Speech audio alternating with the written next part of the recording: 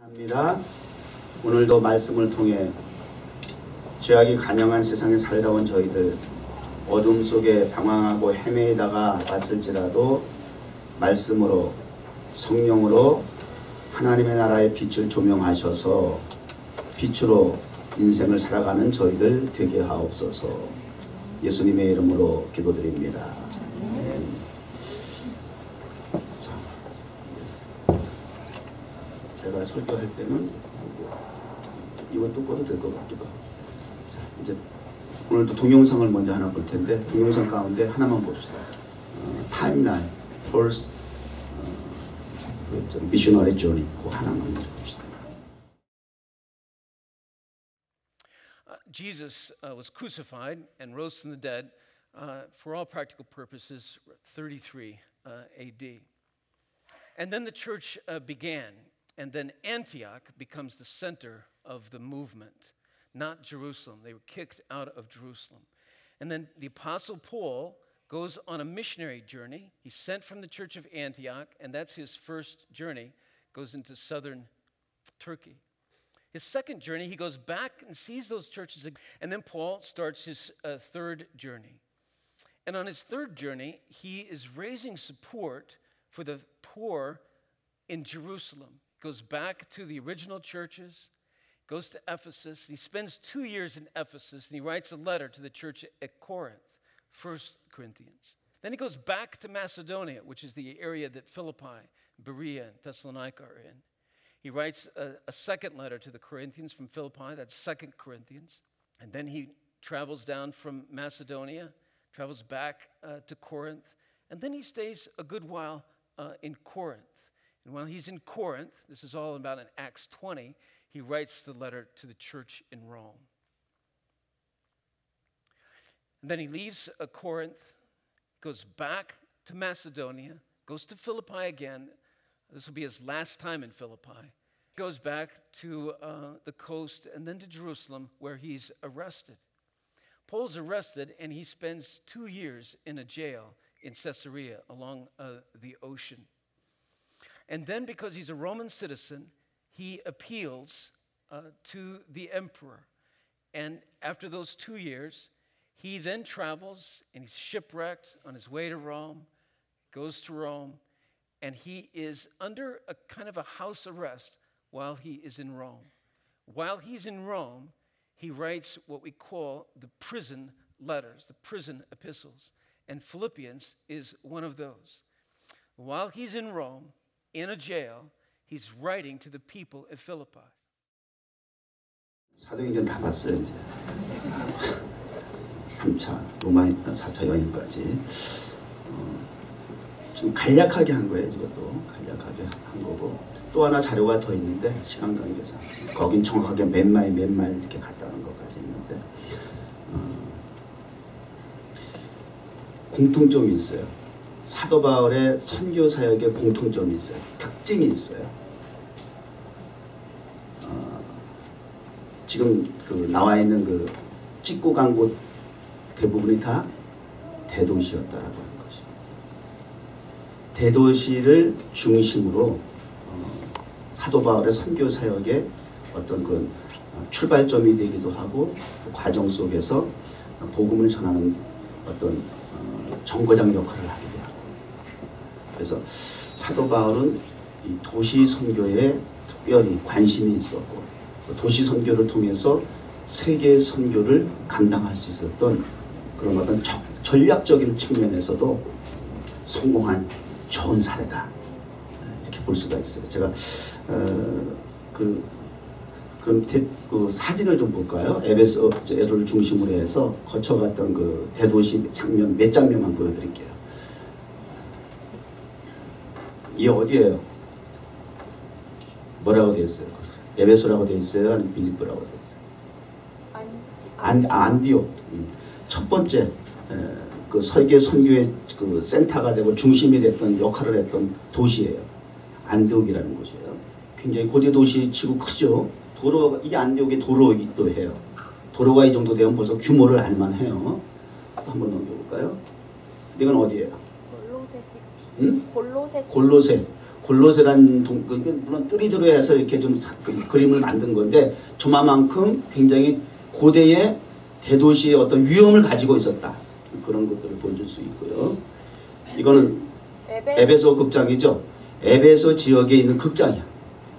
고대의 2000년 전에 극장이 저 정도야. 지금도 저런 또 있나? 극장. 이거는 아데미 신전이고 에베소에 있는. 이 신전이 이렇고 극장이 저래. 지금도 저 극장에서는 실제적으로 공연이 이루어진대요. 아직도. 또 있나? 이거는 콜로세움이라는 유명한 그 원형 극장이죠. 여기서 그 검투사들이 수많은 검투사들이 여기서 노예들이 여기서 죽었잖아요. 뭐 굉장히 어마어마하잖아요. 이런 대도시 중심으로 사도 바울이 복음을 전했다는 그런 기록된 장면들이고요. 제가 이제 그 백과사전에서 찾아본 그 도시에 관련된 이야기들 좀 할게요. 도시라고 쳤더니 이렇게 나와 있어요. 정리되어 있어요. 많은 인구가 모여 살며 일정 지역의 정치, 경제, 문화의 중심이 되는 것. 이렇게 되어 있어요. urban 또는 city. 많은 인구 이렇게 되어 있다 하는 것과 정치, 경제, 문화 중심이다. 이렇게 정의가 되어 있어요. 때로는 코스모스폴리탄 시티, 국제도시 이런 표현도 있고 또 빅 Great City 이런 말도 있고 특이한 것은 뉴욕은 NYC는 Greater New York City 이렇게 되어 있어요. 그래서 우리 한국 사람들이 대뉴욕 우리 목사에도 그렇고 교회협의회도 그렇고 대뉴욕 교회협의회 대뉴욕 목사에서 대자 되게 좋아한다 우리 그랬거든. 한국 사람 참 대자 되게 좋아한다 그랬는데 그게 아니라 그레러가 있어 여기 앞에 그레러. 그러니까 세계적인 대도시다. 어떤 그런 자부심이 거기에 있다고 할까? 틀린 말이 아니에요. 역시 이렇게 백과사전에 기록이 되어 있어요. 그레러 뉴욕. 세계적인 대도시인 뉴욕은 상업, 금융, 미디어, 예술, 패션, 연구, 기술, 교육, 엔터테인먼트 등 많은 분야에 걸쳐 큰 영향을 끼치고 있으며 세계 문화 수도로 불리기도 한다. 이외에도 뉴욕은 국제외교에서 중요한 도시이며 국제연합 본부가 위치하고 있기도 하다. 맞죠? 그러니까 코스모폴리탄 시티라는 의미도 여기 포함이 되어 있어요. 그래서 그레이터 뉴욕 시티 이렇게 대뉴욕시 이렇게 얘기를 한다고 해요. 자, 그 다음에 계속 제가 좀 읽어드릴게요. 73억 세계 인구 중 거의 11조에 해당하는 7억 명 이상이 1년에 그 비행기나 배를 타고 이동을 한대요. 그래서 여행이든 유학이든 비즈니스 때문에 들락날락 한다는 거예요. 가령 예를 들면 서울 같은 경우에 한 1,300만 명, 요즘 제주도가 또 이렇게 인기라네. 제주도 같은 데도 한 1,000만 명 뭐 이렇게 들어온다고 뭐 하여튼 통계적으로 그렇게 제가 이제 자료로 보았어요. 그러면 1년은 우리 뉴욕 같은 경우는 인구가 얼마나 돼요? 뉴욕은 800만? 800만. 그러니까 뉴욕의 그 세계적인 규모에 비해서 주거 인구는 많지 않다고 볼 수 있어요. 그죠? 네. 800만. 난 한 1,000만 되는 줄 알았는데 800만도 안 되는구나. 우리 박사가 말하면 맞는 거겠지. 난 1,000만이라고 그러려고 했는데 안 되는구나. 800만밖에 안 되는구나. 그래서 저도 그렇게 가늠을 했어요. 800에서 1,000만 이렇게 가늠을 했어요. 그런데 뉴욕이 시리라 그래봐야 맨하탄이야 결국은. 맨하탄에 1년에 방문하는 해외 방문자 수가 얼마나 된다? 알고 있어요. 몰라요? 제가 기록을 보니까 5,350만 명이 들어온대. 5,350만 명. 뉴욕이라 그래? 맨하탄이야. 그죠? 결국 뭐 훌라동 가겠어요? 여기 오지. 여기 오지. 무슨 뭐 거기가 있을 일이 뭐 있겠어. 그러니까 결국 이 방문자들 대부분 다 맨하탄을 거친다는 거야. 한 나라 웬만한 나라 인구가 왔다 갔다 해. 여기 엠파이어 스테이트 빌딩 앞으로 매 1년에 3, 4천만 명이 지나간다면 맞는 거라니까. 이런데 우리 뉴욕 총국교가 세워졌다는 게 얼마나 의미심장하냐 그 말이에요. 계속 읽어드릴게요. 뉴욕의 인구 800만, 난 1000만 그랬는데 수정할게요. 800만에 방문객 1년에 5350만 명. 그다음 놀라지 마세요. 400개 민족. 아니 종족이 얼마나 많은 거야. 근데 뉴욕에만 그렇게 산대. 그 다음에 자그마치 800개가 넘는 언어를 쓰고 있대. 이거는 저 키위 백과사전에 나온 얘기야. 난 한 160개국 언어 이렇게 하려고 했는데 이게 그렇게 나왔으니 어떻게 믿어지지도 않지만 도대체 언어가 얼마나 많길래. 그 세상이 이제는 변천하는 그런 그 현상을 놓고 볼 때에 어바니제이션이라는 표현을 써요. 도시화 현상이라고 해요. 도시화 현상. 그래서 인구학자들이 이제 2030년이 되게 되면 세계 인구가 이제 81억이 될 것이다. 지금의 70억에서 80억이 이제 넘게 되는데 그 중에 50억에서 60억이 도시에서 살게 될 것이다. 도시 집중화가 된다는 거예요. 그래서 이것을 메가3 트렌드 이런 그 언어까지 나왔어요. 그래서 이제 선교학자들도 이런 메가3 트렌드나 현상이 일어나는 이런 현대의 퓨처의 미래적 선교적인 측면에서 도시 선교는 보다 더 깊이 있게 다뤄져야 되고 전략화되어야만 할 것이다. 이렇게 진단이에요. 평가하고 있어요. 그런데 2000년 전에 사도 바울은 벌써 이런 것들을 이미 간파하고 있었다는 거야. 복음을 효과적으로 전하기 위해서는 도시를 먼저 정복해야 되겠다. 도시를 통해서 먼저 복음이 전달되어져서 그 도시로 하여금 출입하는 사람들로 하여금 흩어져서 그 사람들이 부채질하듯이 가는 곳마다 자기의 삶의 현장에 가서 지나쳤던 에베소를 통해서 로마를 통해서 복음을 받게 돼서 그리고 내가 살던 삶의 현장에 가서 복음이 확산되어지게 되는 확대되어지게 되는 그런 현상. 부채질 현상.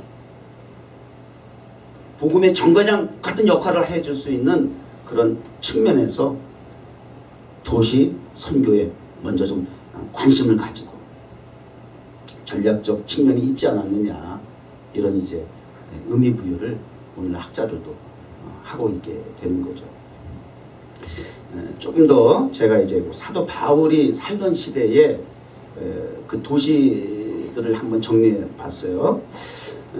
세계 당시에 로마 제국 하에 세계 3대 도시라고 하게 되면 로마, 그 다음에 아까 조금 더 다 봤지만 고린도, 그 다음에 에베소 같은 경우에는 2년이나 머물렀다고 그랬죠 아까. 전략 요충지야. 그래서 그런 데는 더 심혈을 기울여서 바울이 머물면서 복음을 전했는데 보통 이 로마, 고린도, 에베소 이렇게 3대 도시로 이렇게 평가를 하고 있어요. 그 당시 로마 인구가 고대 로마 인구가 100만 정도, 그 다음에 고린도시는 75만 정도, 그리고 에베소가 50만 정도가 살았다 이렇게 얘기하고 있어요. 그래서 에베소에서 2년이나 3년 사이, 그 다음에 고린도에서 1년 반에서 2년 뭐 이렇게 머물러서 굉장히 관심을 기울여서 집중적으로 선교했다 이렇게 얘기하고 있습니다. 특히 이제 그 첫 번째 이방의 교회를 세우고 그리고 비로소 사도 바울을 비롯해서 복음 전했던 전도자들의 일행들이 그리스도인이라 일컬음을 받았던 곳이 선교의 중심이 되고 센터가 됐던 안디옥.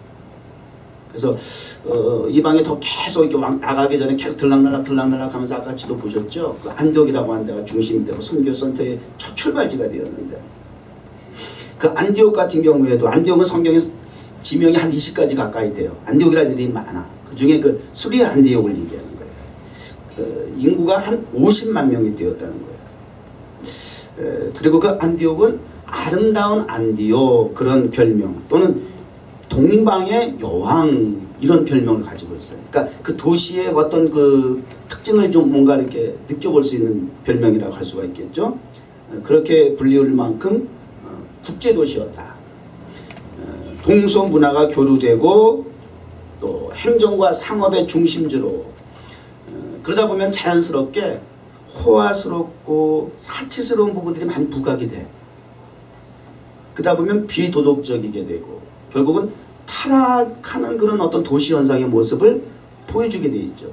물질, 문화, 문명이 발달하고 발전할수록 우리 인간은 비도덕적인 데로 기울게 돼 있어요. 타락의 현상을 부추기게 되는 그런 수단이 된다고.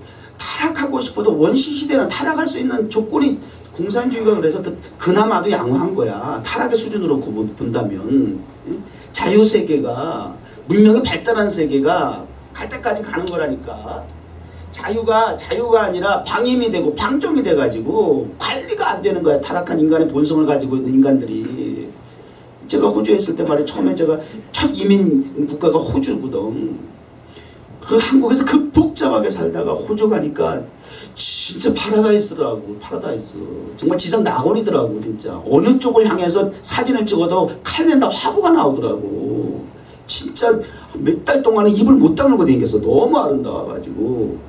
그런데 대한민국 남북한 합해서 24배가 넘는 그 호주라는 영토에 천만이 안 살아. 그러니 뭐 가는 데마다 다 비었어. 야, 그래서 그냥 대한민국 인구 한 1000만만 되다가 여기다 개척하고 살라 그래도 다 여기 완전히 살 텐데 막 이런 생각이 너무 막 속상해. 그게 이 사람들은 무슨 복이 많아서 이렇게 누리고 사나 막 이게. 그런데 그것이 행복인 것 같이 나라에서 그 요람에서 무덤까지 사회보장제도가 다 돼 있어. 저같이 나이 먹은 사람들 기성인들이 학교 가서 공부하지. 아이고 수고한다고 나라 장학금을 주지. 돈을 줘. 용돈을 줘. 대학생들 용돈 받고 저기 대학 다녀. 거기 시민권자들은. 그래가지고 그거 뭐 가지고 해외여행하고 그래요. 모든 게 다 보장이 돼 있어. 사회보장이 잘 돼 있어요. 그럼 행복할 것 같죠. 너 길바닥에 마약하고 누워있는 것도 쎄 빠졌어. 그런 거야. 그런 거야. 할 일이 없어. 소망이 없어. 비전이 없어. 발버둥 치고 살아갈 이유가 없어. 오늘 날씨가 추우니까 굉장히 좋다. 예배 드리는데 오히려 걱정을 많이 했어요. 예배 드리는데 방해가 될까 장애가 될까봐. 근데 오히려 눈이 반짝반짝해. 저부터도 지금 계속 추워가지고 몸소리 칠 적이야. 지금 계속 몸이 지금 떨려가지고. 근데 동실이 더 번쩍 나. 날씨가 따뜻하게 포근하면 맹해가지고 흐리멍텅해가지고 그러고 있는데 오늘 지금 이 시간 보니까 그냥 반짝반짝해. 그러니까 오히려 이런 부분들이 더 우리의 신앙을 반짝이게 하는 도구가 되더라니까. 너무 편하고 너무 모든 것이 만족스럽고 부족함이 없으면 아니야. 인간이 그 관리를 못해. 방임하고 방종을 하게 돼 있어. 그러니까 도시라고 하는 것이 그런 측면이 있는 거야. 물질 문화 문명은 마음껏 누릴 수 있는 조건이 있지만 한편으로는 이렇게 타락을 부추기는 그런 현상 속에서. 그래서 우리 정옥교회 1주년 때 1주년 만에 성전 확장했으나 저기 처음에 시작할 때 정말 이 벽을 허물고 이쪽에 확장하는 게 정말 그 당시에 평생의 소원인데 벽 붙잡고 기도했더니 하나님이 1년 만에 확장시켜 주셨어.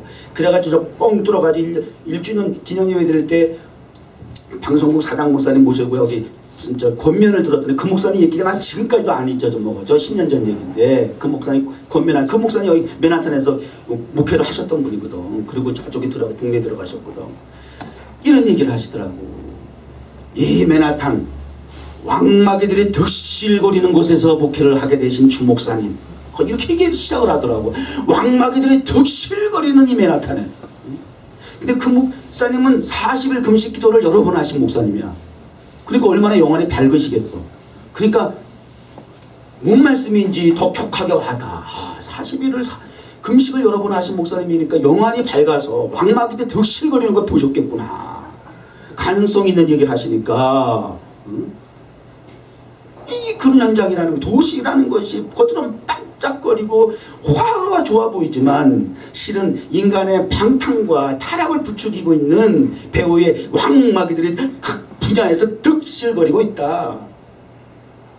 충격을 받았지만 그런 현장에 있다라고 하는 그 목회에 대한 어떤 비전을 향해서 가는 데 있어서 각인이 딱 돼가지고 더 정신 차려야 되겠단 말이야.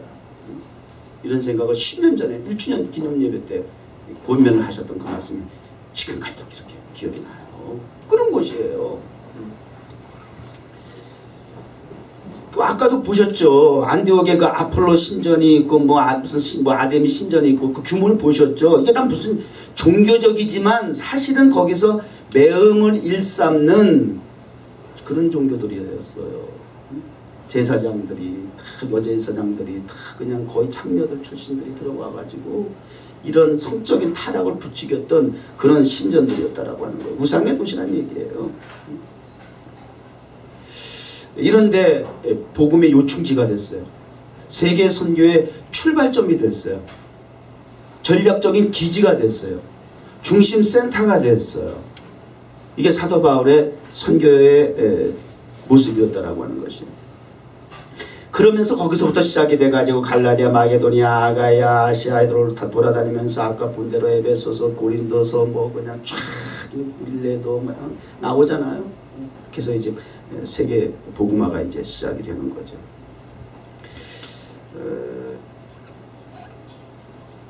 사도 바울이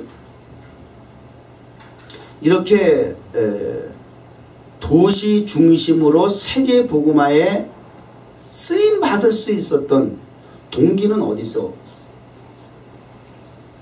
출발은 어디서부터일까요? 사실은 그 시대에 예수님의 제자들은 팔레스타인을 떠나지를 못했어. 예루살렘을 중심으로 해가지고 예수님도 그랬잖아. 팔레스타인 그냥 그 안에서 속된 말 동네 목회하셨어. 지역 목회했다고. 그런데 갑자기 등장한 이 사도 바울을 통해서 막 이방에 나가기 시작하는, 그것도 대도시에 막 나가서 복음을 전하면서 막 세계에 그냥 정말 막 화산에 번지는 것까지 와 세계를 향해서 복음이 이렇게 세계 복음을 이루어 나가는 어떤 역할을 하게 됐던 이 사도 바울의 이 출발점, 동기부여가 어디에 있느냐 말이에요. 원인이 어디에 있었느냐 말이에요.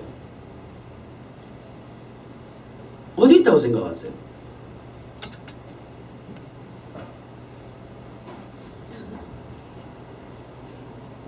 우리 지난주인가 계속 우리 이제 사도 바울 말씀 보는데, 사도 바울 하나님께로부터 부름을 받았을 때에 하나님께서 사도 바울에 대해서 뭐라고 가르쳐 주셨어요?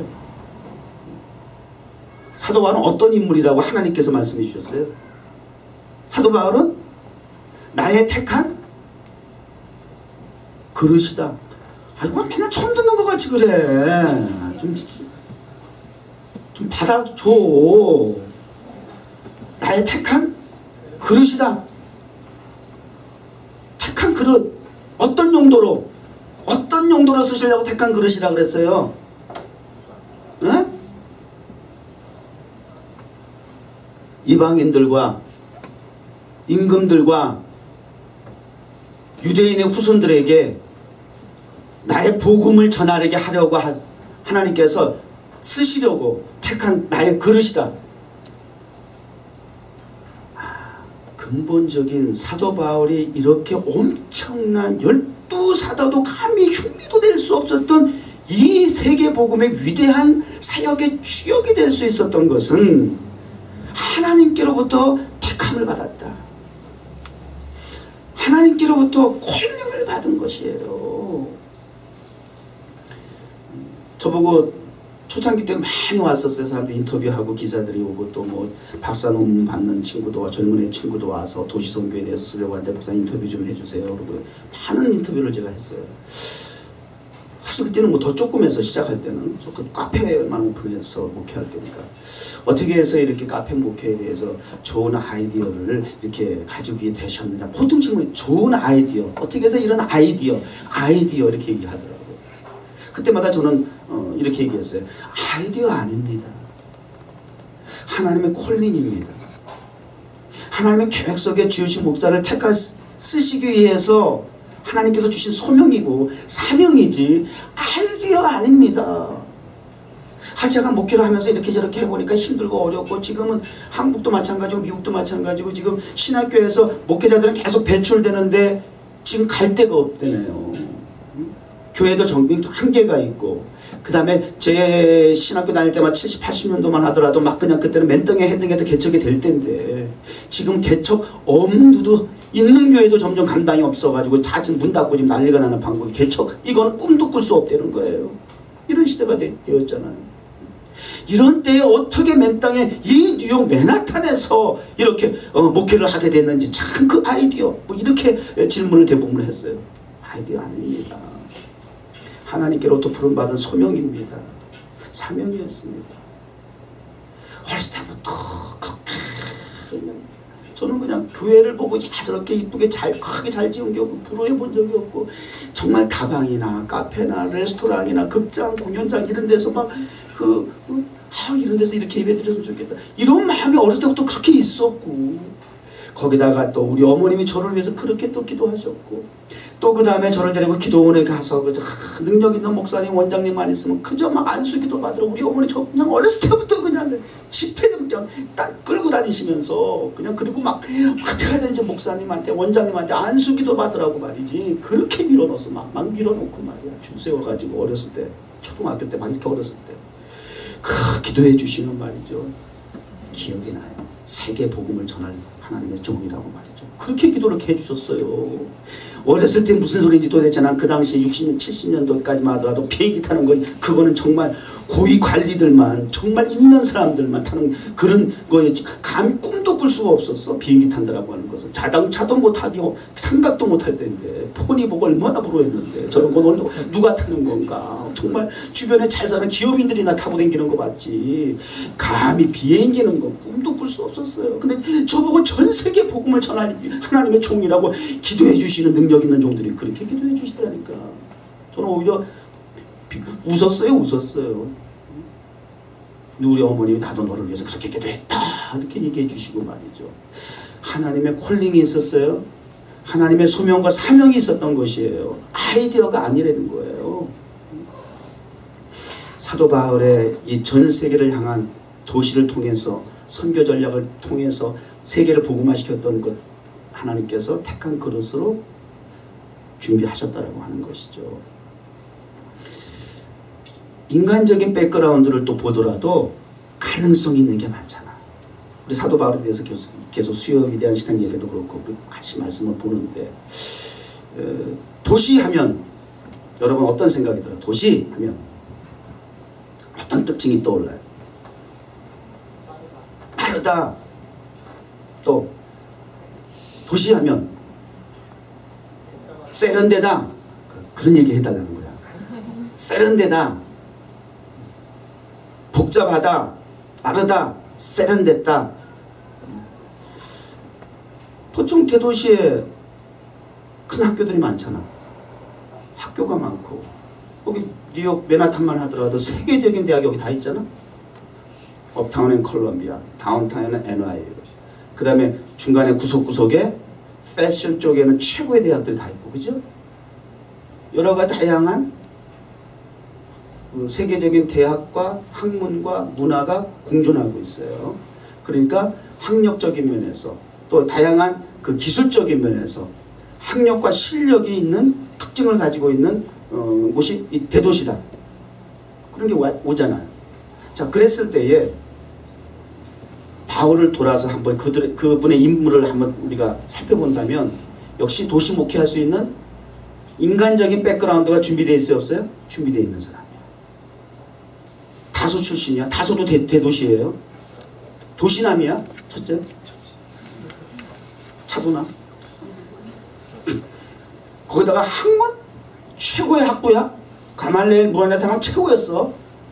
여기 하버드 박사도 있고 카이스트 박사도 있지만, 난 너무 기분 좋아. 박사들이 이렇게 많이 앉아 있어서. 난 정말 상상도 할 수 없었어. 난 목회하면서 우리 박사들이 이렇게 있을 줄은. 내가 그런 실력 안 되거든. 박사들 앞에 설교할 정도로. 그래서 나는 우리 박사들이 와도 한 조금 이따 갈 줄 알았어. 근데 지금 몇 년 됐니, 진영아? 3년 반 됐어. 더 된 것 같은데 그밖에 안 됐어? 한 5년 되지 않았더니 오래 있어. 최고야. 근데 바울은 가능해. 도시 목회가. 실력도 있어. 학력도 훌륭해. 도시 주술에다가 부족함이 없다고 하는 거 다 알죠? 인간적으로 자랑할 게 한두 가지가 아니라 그랬어요. 그러니까 도시 목회에 아주 준비되어 있는 사람이에요. 자, 모세가 광야 생활, 애굽에서 쫓겨나가지고 광야에 도피 생활 40년 했는데 하나님이 모세 다시 들어 쓰시잖아요. 애굽에 다시 보내시잖아요. 근데 실패자이지만 사실은 애굽에 돌아와서 그 사역을 감당할 수 있는 유일한 사람이야. 왜? 준비가 다 되어 있는 사람이야. 애굽에서의 40년 동안 문화 문물을 다 배운 사람이야. 왕 앞에 가도 절대 쫄을 이유가 없는 사람이야. 사실은 모든 성장 과정에서 이미 준비가 다 돼. 하나님이 그렇게 준비시키시는 거예요. 그냥 턱턱 즉흥적으로 쓰시는 게 아니라. 그래서 사도 바울이 첫째는 하나님께로부터 택함을 받은 소명과 사명이 있으면 그것이 근본적인 것이지만, 반면에 또 한 측면에서는 인간적인 백그라운드를 통해서도 하나님은 또 그걸 활용하시고, 그래서 성경 27권 가운데서 13권을 그걸 통해서 기록했던 거죠. 그 성령을 통해서 역사하셔서 기록된 거지만 그의 그 배운 지식과 학문과 실력을 고스란히 활용하는 거야. 하나님은요. 사용하시는 거야. 그러니까 여러분, 하나님 앞에 쓰임 받을 때에 그냥 하나님의 능력으로 뭐 쓰임 받는다고 그러고 날뛰지 마. 실력만 갖춰야 돼.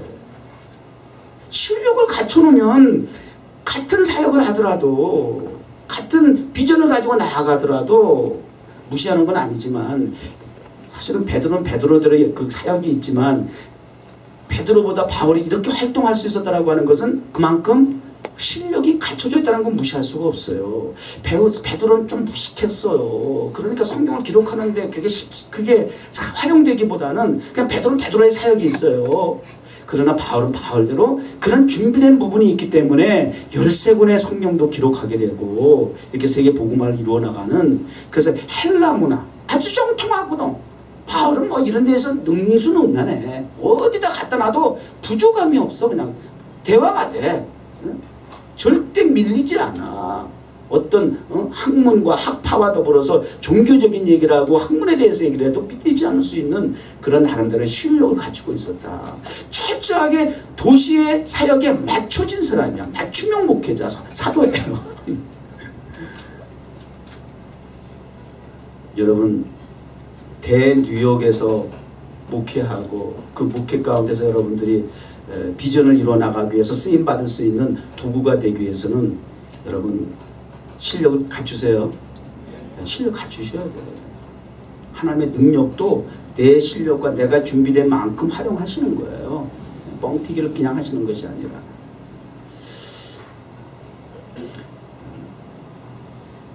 주의식 목사. 그러면 대뉴욕 맨하탄에서 목회할 만한 자격이 있을까? 이렇게 한번 더 접근을 해보자고.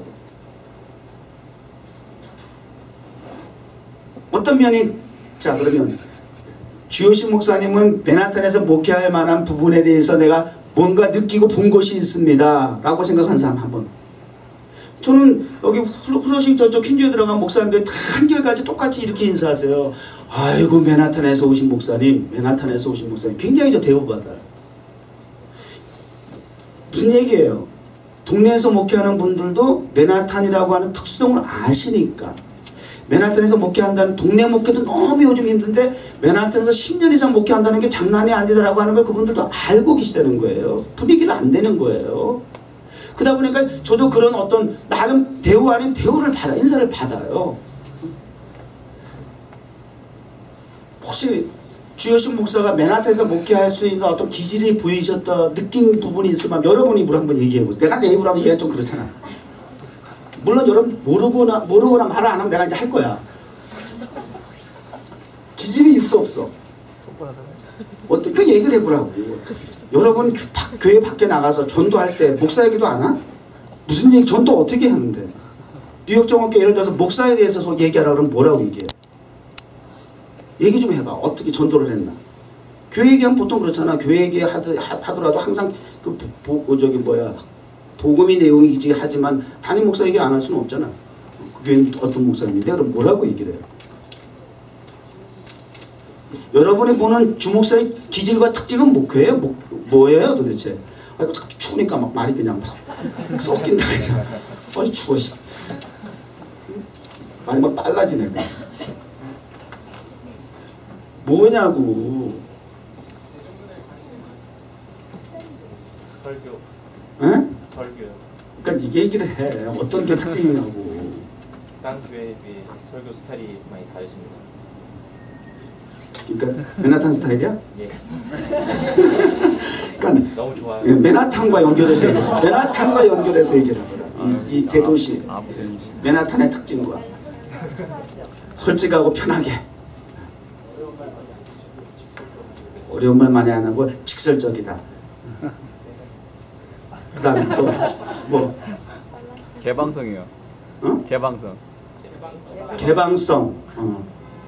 이렇게 막 너무 보수라는 이름으로 폐쇄적이고 경계하고 뭐 근데 그게 사실 보수 아닌데 그 자꾸 오해하는 거야. 그런 거 그게 보수가 아니에요. 비본질적인 거는 개방하고 본질적인 거에 있어서 목숨을 걸어야지. 근데 지금 비본질적인 거에 목숨을 걸고 그걸 보수라 그래. 이거는 오해, 왜곡이야. 아니에요. 그런 부분에 있어 주 목사는 좀 개방적이다 이런 얘기를 하는 거예요. 그래서 목사 같지 않은 목사 이런 제가 칼럼니에다 썼어요. 그리고 정말 원하는 답은 안 하네. 미쳐버리게 되지. 맨하탄이라는 도시의 특성은 뭐예요? 문화예술의 도시잖아 사실. 뉴욕 정원교회 다른 교회 다른 특징이 뭐야? 비전이 다른 게 뭐예요? 문화예술이잖아. 이런 왜 핵심을 얘기를 안 할까? 참 이러니 우리 아직도 모른다는 건지 이해가 안 된다는 거예요. 핵심이잖아. 다른 교회와 다른 우리 뉴욕 정원교회가 가고 있는 정체성, 목표, 비전 다른 특징이 있다면 문화예술 쪽이 다르잖아. 사역이. 왜 극장을 하나님 앞에 성도들 봉헌해야 해요? 그런 교회가 어딨어? 없지 않아? 극장을 교회로 예배당으로 쓰는 교회도 제법 많아. 제가 리서치 해보니까 미국 교회들도 그렇고. 근데 그냥 극장에서 예배 드리는 것 뿐이야.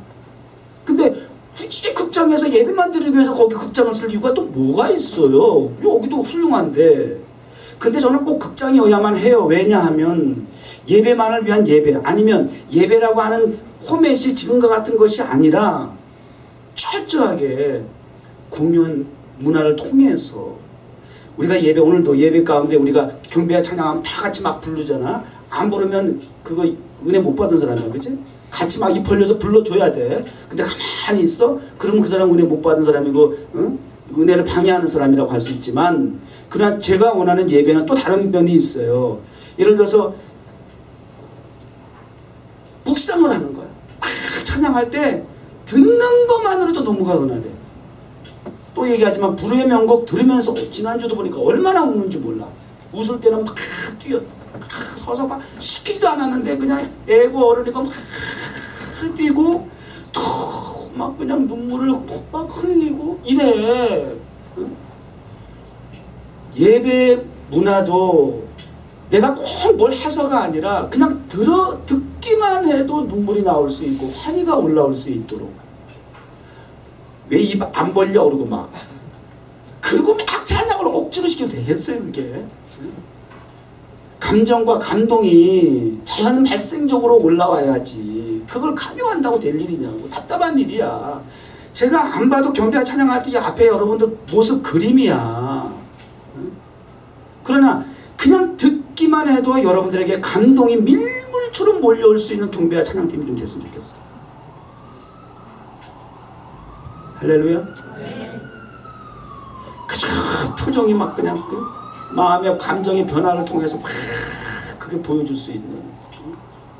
그래서 카메라를 앞으로 여기저기다 달아가지고 여러분들 한 사람당 다 해가지고 땡겨가지고 주면서 근데 그게 더 은혜가스럽더라니까. 또 가수가 노래 부르는 것만 봐가지고는 그냥 감동받는 그 모습을 그 클로즈업에서 보여줄 때 이 뭐라 그래 녹화된 거를 보는 제3의 시청자도 그런 걸 통해서 감동을 받는 거야.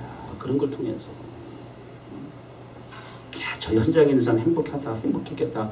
얼마나 노래가 저렇게 감동이 되면 저런 표정이 나올까. 저렇게 행복해할까. 그냥 눈물 줄줄줄줄줄 흘리고 3분 노래하는데 3분짜리인데 우리는 1시간을 두들겨 패도 안 돼. 30분을 찬양을 하고 30분, 40분, 나 50분 설교하더만 보니까. 이런 예배가 되게 난 꿈꾸는 거야. 이런 예배가 되기를. 그래서 그러다 보니까는 일반 교회와 우리 뉴욕 종합교회가 차이점은 바로 그런 부분이에요. 자, 그러면 주영신 목사는 그런 목회를 하기에 합당한 사람이냐? 뭐 예술 예자는 알아? 공부를 했나? 전공을 했나? 뭐 왜? 연예인 출신 목사님들도 많고 성악가 목사님들도 많고 문화예술의 전공자인 목사님들도 정말 많다. 곳곳에 보면. 근데 그분들도 하나는 그 특이한 목회를 왜 주요신 목사가 어떻게 생각하세요?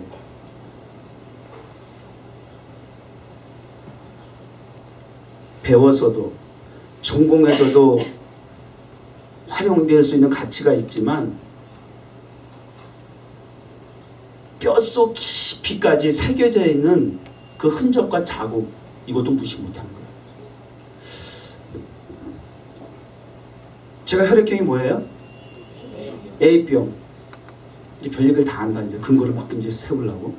A병의 특징은 뭐예요? 어떤 기질을 갖고 있어요? A병. 천재는 바보야. 천재일까 바보일까? 바보는 아니잖아. 그죠? 여러분 내가 바보면 여러분 바보 밑에서 더 바보야. 여러분 등신이야.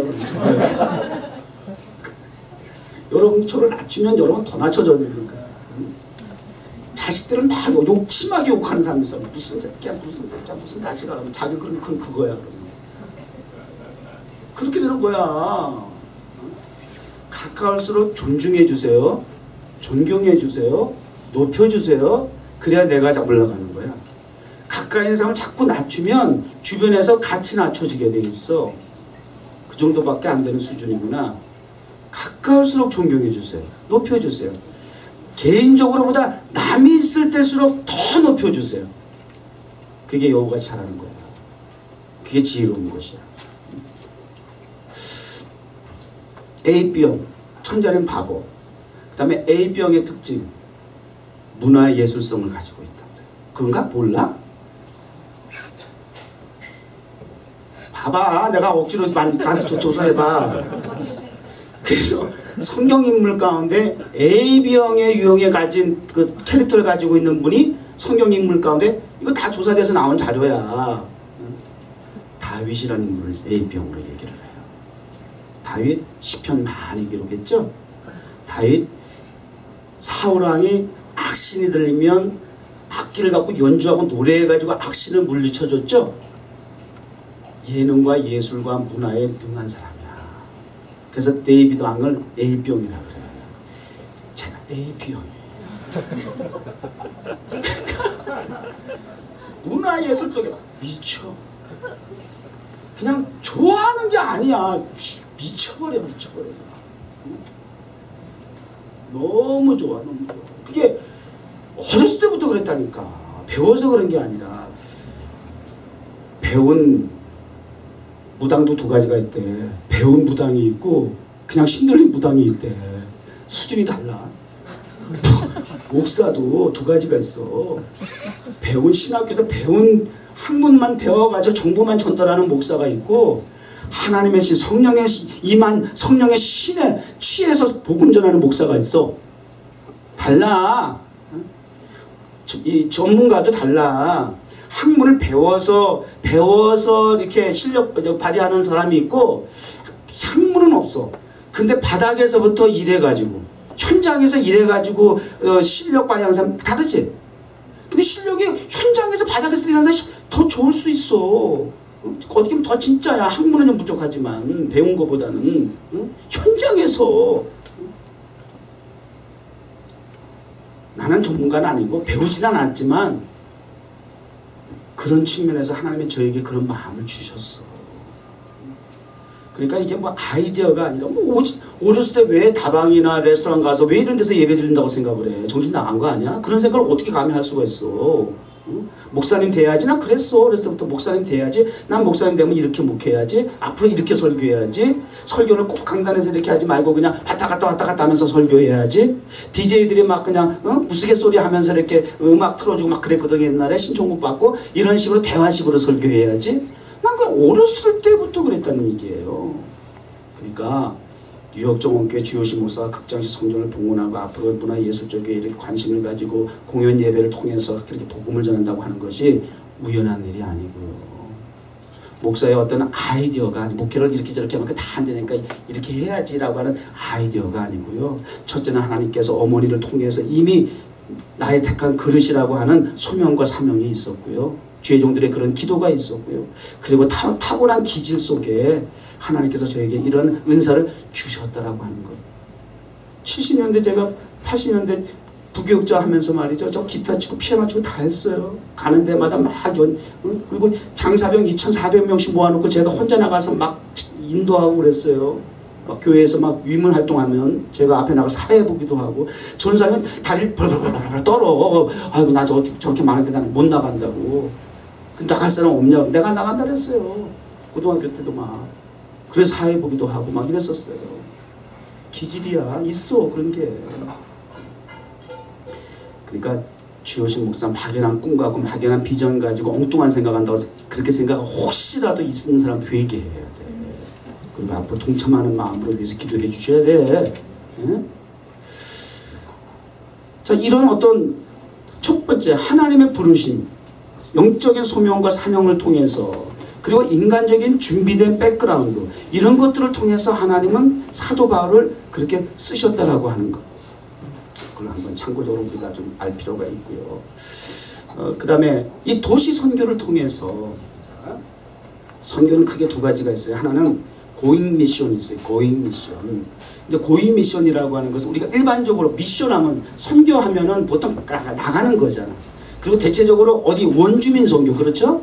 그냥 못 사는데 가난한 나라 뭐 이런 데 선교한다고 생각하죠. 그게 선교라고 생각하는 것이 일반적인 마인드예요. 그걸 고잉 미션이라고 그래요. 내 보내는 선교, 가는 선교 그렇게 얘기를 해요. 많이 정말 미국 다음으로 대한민국이 정말 전 세계 안 가 있는 곳이 없다 할 만큼 지금 그렇게 고잉 선교가 정말 정착을 했어요. 이런 이 시대에 우리 뉴욕 정원교회가 미션이라고 하는 것은 그 교회를 세운 하나님의 목적이고 변할 수 없는 변질될 수 없는 사명인데 그럼 뉴욕 정원교회는 어떤 미션을 해야 하느냐. 우리 뉴욕 정원교회 또 감사한 것이 지역적인 특성이 이렇다 보니까 오고 가는 많은 사람들 방문자들이 많이 있는 곳이다 보니까 초창기 때 정말 선교사님들도 많이 왔다 가셨어요. 그래서 그 선교사는 잘 공개하는 것도 미션이다. 맞잖아.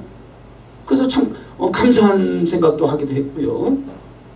근데 뉴욕 정원교회가 이 세워져 있는 교회가 세워져 있는 이 맨하탄의 특징은 고잉 미션은 고잉 미션대로 하지만 우리 뉴욕 정원교회는 어떤 미션을 해야 하느냐? 커밍 미션을 해야 한다.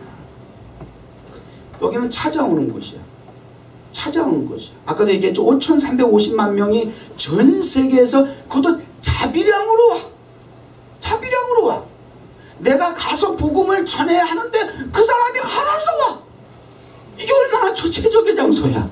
난 그래서 여기를 황금어장이라 그래.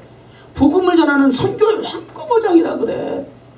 내가 전 세계 복음을 전한다 그랬을 때 우리 원장님 목사님들이 세계복 난 기억나. 어렸을 때 막 방언 막 레스토라데쇼 웨터 막 방언하면서 세계복 막 이래. 막 안 서면서 막 그냥. 그래서 끝나고 나서 엄마 저 사람 이상해.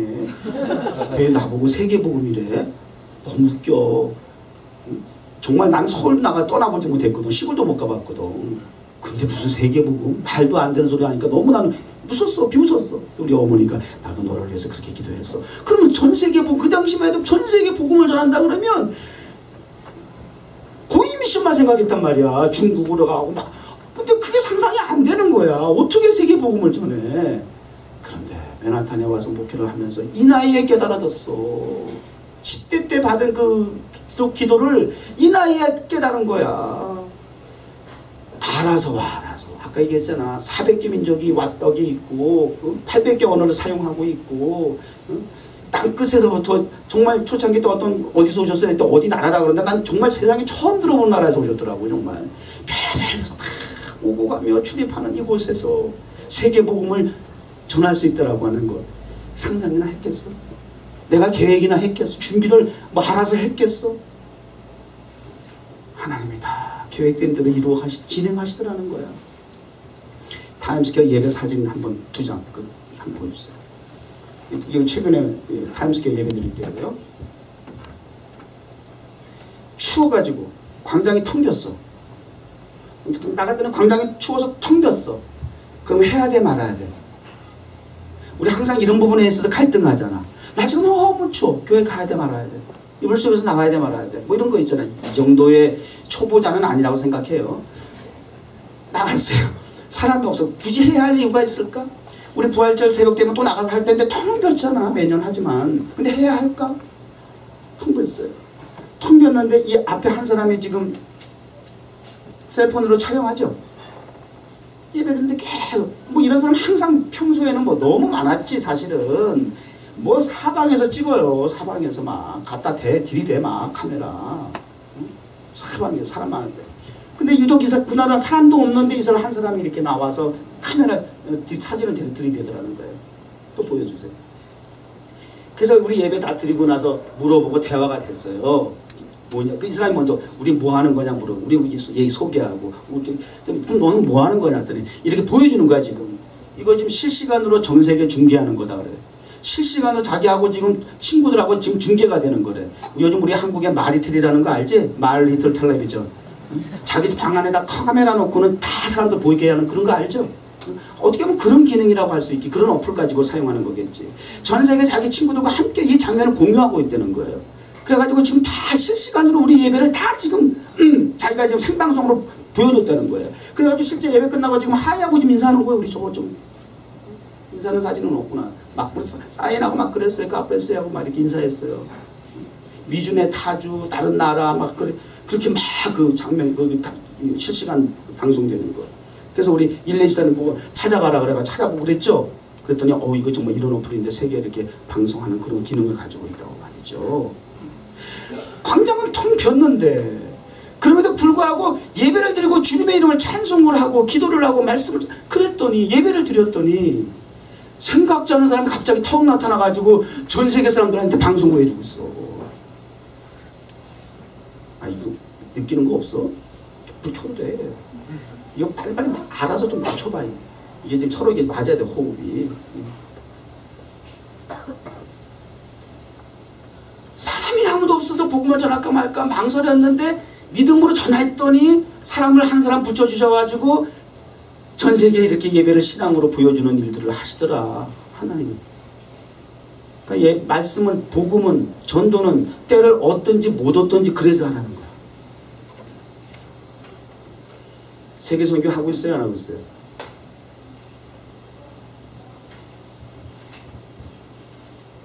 주여 가슴에 피부에 와닿게 하여 주옵소서. 정말 목사가 행복할 수도 있고 불행할 수도 있는 이 말씀을 통해서 전달했을 때에 성도들이 얼마나 이게 가슴 깊이 뼛속 깊이 새겨지느냐 반응하느냐가 목사의 행복과 불행을 결정하는 거예요. 이거 반응이 없으면 정말 목사 참 불행한 거야. 이거 참 설교하면서도 그냥 여러분의 그런 반응을 관계없이 그냥 준비된 것만 전달해가지고 받든지 안 받든지 그냥 끝나면 나도 속편한데 그 반응 하나를 의식하면서 저는 설교를 하게 되니까 막 저는 하는 가운데서도 행복과 불행이 막 나뉘어지는 거예요. 같이 격하게 감동하고 격하게 느끼면서 공감하면서 그러면서 함께 우리가 하나님이 주신 비전을 향해서 나아갈 수 있기를 정말 기대하고 소망해 본다는 말이에요. 사도 바울 그렇게 세계 복음의 주역으로서 쓰임 받을 수 있었던 그런 배경, 동기 그런 부분에 대해서 말씀을 생각해 보았어요. 우리 뉴욕 종목교회 한번 더불어서 한번 생각해 본 거예요.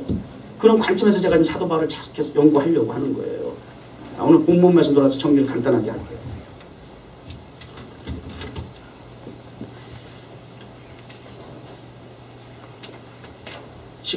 모든 겸손과 눈물과 유대인의 관계로 말미암아 당한 시험을 참고 주를 섬긴 것과 유익한 것은 무엇이든지 여기서 유익하다는 것은 복음을 전하는 일이에요.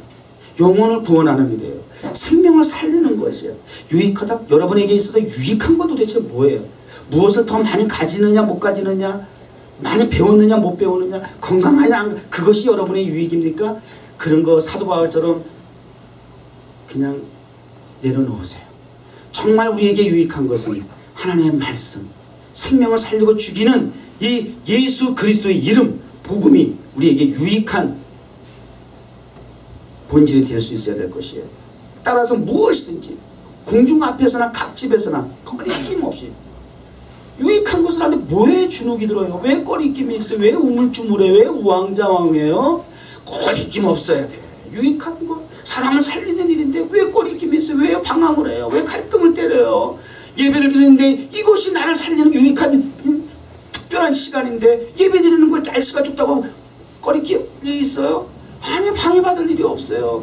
담대하게 거침없이 예배를 드리고 복음을 전하고 가르치고, 이게 사도 바울의 모습이에요. 어떤 것을 전했어요? 도대체 이 유익은 무엇이에요? 그가 꺼림없이 개인 공중에게 전할 수 있었던 내용은 무엇이에요? 유대인과 헬라인들에게 대중의 복음의 대상에는 차별이 없어요. 하나님께 대한 회개, 하나님께 대한 회개, 우리 주 예수 그리스도께 대한 믿음, 이것이 복음이에요. 복음의 핵심. 보라, 이제 나는 성령에 매여 어떤 방법으로, 아이디어도 있고 인간적인 백그라운드, 학력과 실력이 있다, 그거 다 필요하지만 가장 근본적으로 중요한 것은 성령에 매여 성령의 인도함을 받고, 목사가 건방지게 좀 지식이 있고 능력이 있고 재주가 있고 실력이 있다고 성령과 상관없이 목회해?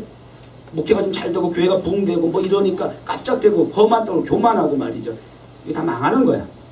철저하게 성령에 매여서 예루살렘으로 가는데 거기서 무슨 일을 당할지 알지 못하지만 오직 성령이 각 성에서 도시에서 증언하여 걸박과 환난이 있다 할지라도 내게 달려갈 길과 주 예수께 받은 사명, 오늘 말씀드린 걸 다 지금 정리하는 거예요. 받은 사명, 이 사명이 콜링, 소명과 사명이 있기 때문에 그 각성에서 복음을 전하는 데 있어서 내게 다가올 위협이 있고 환난이 있고, 그리고 심지어 로마 감옥에 있다가 이제 결국은 로마에 되기 때문에 십자가형은 아니고 이방인들에게 십자가형을, 제국하에서 속박국에게는 십자가형을 청하지만 로마인에게는 십자가형을 하지 않아요. 단두대에서 죽었어요. 바울은. 그렇게 로마에서 마지막 단두대에서 순교하지만 그럼에도 불구하고 주 예수께 받은 사명이 있기에 하나님의 은혜의 복음을 증언하는 일을 마치려 하면 나의 생명조차, 그걸 나는 유익하다 생각하는데 그 생명조차 조금도 귀한 것으로, 유익한 것으로 여기지 않는다, 이거예요. 이게 사도 바울의 세계 복음을 이루어낼 수 있었던 동기, 자세, 태도, 원동력 되었던 것을 기억하시고, 이런저런 비전도 있고 목표도 있고 하지만 이런 사도 바울의 근거 있는 말씀을 통해서 우리도 말씀으로, 성령으로, 비전으로 죄무장해야 된다고 하는 것. 그래서 다시 가다듬고 정비해서, 그리고 이제 목표를 향해서 좀 더 이제 한 발 한 발 더 가까이 나아갈 수 있도록 그렇게 준비돼야 될 거 아니에요. 그래서 당분간 이 사도 바울의 이런 말씀들을 계속 주면서 살펴보려고 합니다. 기도하겠습니다.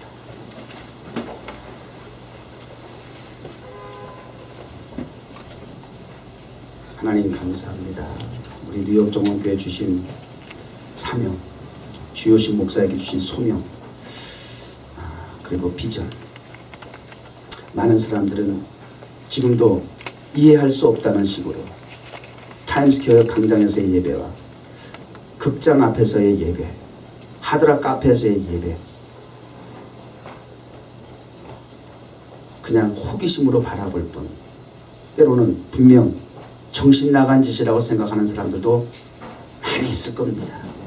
그러나 하나님 아버지, 그렇게 저렇게 소문으로 끝나서야 되겠습니까? 호기심으로 끝나서야 되겠습니까? 이제는 이제 5년 가까이 진행되어지는 이 사역을 통해서 실제적으로 하나님께서 궁극적으로 이루시기 원하시는 세계 비전의 비전을 성취함을 통해서 나타나는 열매를 통해서 하나님은 뉴욕 정원교회를 세우시고 함께 하셨던, 그리고 모든 일을 이루셨던 살아계신 하나님이시라고 하는 것을 반드시 우리 입으로는 증언이 되게 하시고 많은 사람에게는 증거가 되게 하여 주옵소서. 예수님의 이름으로 기도드립니다.